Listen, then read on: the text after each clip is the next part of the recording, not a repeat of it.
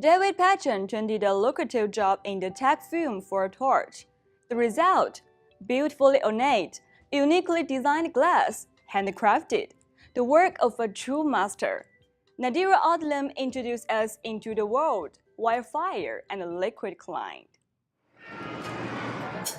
David Patchen, a technology marketing pro for more than 20 years, decided to put down his mouse and pick up a torch to become a glass artist after visiting Public Glass in San Francisco, California. I saw a demonstration and I signed up for a beginning glass blowing class. It was just something I had always wanted to do, and I absolutely fell in love with it. Earlier in David's career, he attended prestigious Pilchuck Glass School and traveled to Murano, Italy to study with Afro Ciletto, an Italian glass master, in order to improve upon his glass techniques. When I was invited to go visit Afro Ciletto's studio in Murano, I got to see him doing all of these techniques. So I got to see the right way, the easiest way, the smartest way to do all of the things that I've been struggling with, and it really changed my technique.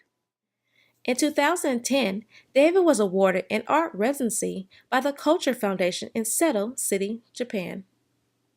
David's time in Japan included lecturing, demonstrations, and creating glass artwork. Nathan Watson, the executive director of Public Glass, has watched David's work evolve over the years.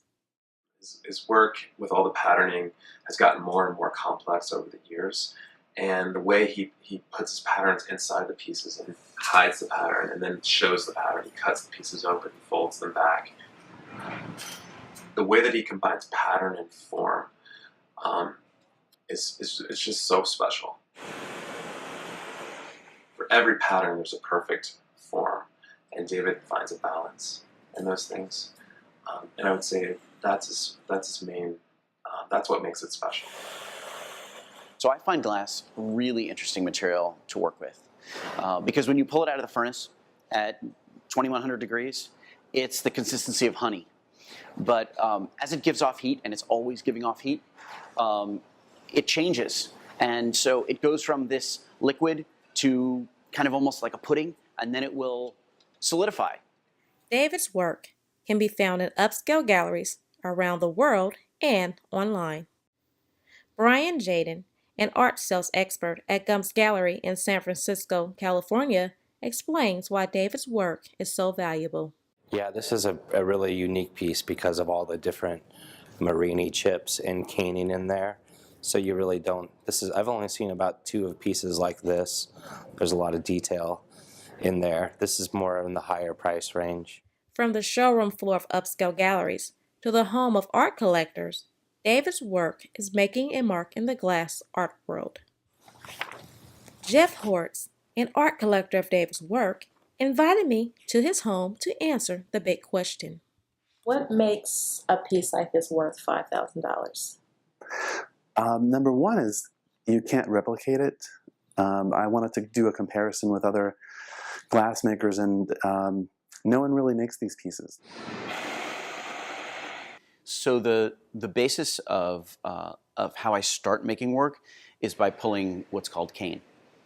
So what I do is I generally layer color over white, molten color over hot white glass.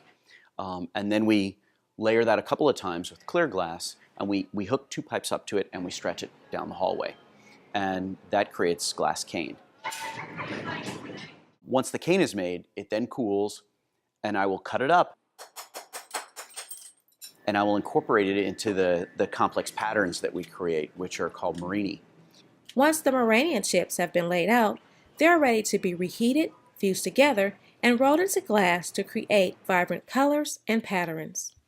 But wait, David's final patterns does not show their colors until they cool in the can for 36 hours. Then they reveal their true colors.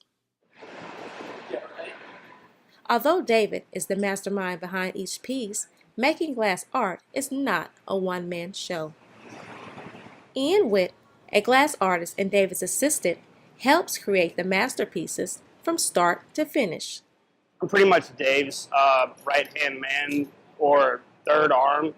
Call it what you will, because glass blowing in itself is a process of art that you can't really do by yourself, because there's certain things that I have to do while he's doing other things in the glass blowing process because the timing of heats pretty much have to be almost just right for the process to work. David and Ian go back and forth for hours in extreme heat to ensure perfection and to create exquisite glass art. So I'm kind of amazed that I found glass. It's a completely random profession, especially given my background. In the beginning, was a hobby, became a really true passion, and is how I'm spending my life. David Patchen, a man full of vision and passion, took a rare hobby and turned it into a magnificent career, producing masterpieces which are loved throughout the world.